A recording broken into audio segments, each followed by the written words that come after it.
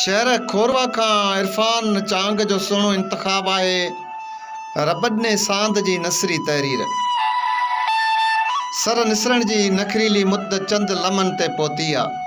उतर जी ओत में चारे चुनी पोत में रहण वारियूं रातियूं ऐं फोगन जी खुशबू सां वासिल थदड़ियूं हवाऊं घुली मलीर जी मिट्टी खे मुश्क जियां महकाए रहियूं आहिनि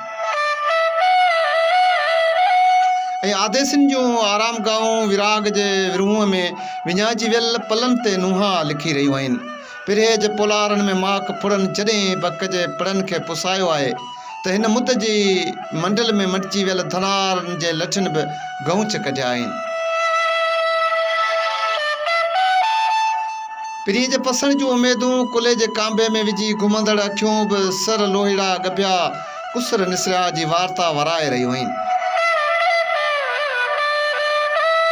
आस निरास जा कारीगर लताड़ींदड़ पेरनि में वक़्तु केॾा बि ॾावण विझे पर दिलबर जी दीद सां ईद कंदड़ अखियूं तसियारे माल जियां दुनिया जूं हड़े ई पाबंदियूं टोड़े उमास जे अवाड़े में निड़ी ज़रूरु थधी करे वञनि।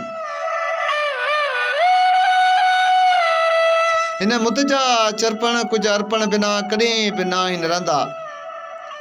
जॾहिं उतर ओत ॾींदो आहे ऐं राति जो अकेला वजूद कंहिं यादि ते आहा भरींदा आहिनि। सियारे में रुगो माण्हुनि जा जज़्बा न आहिनि ठरंदा पर उहे वजूद बि ठरी बर्फ़ थी वेंदा आहिनि।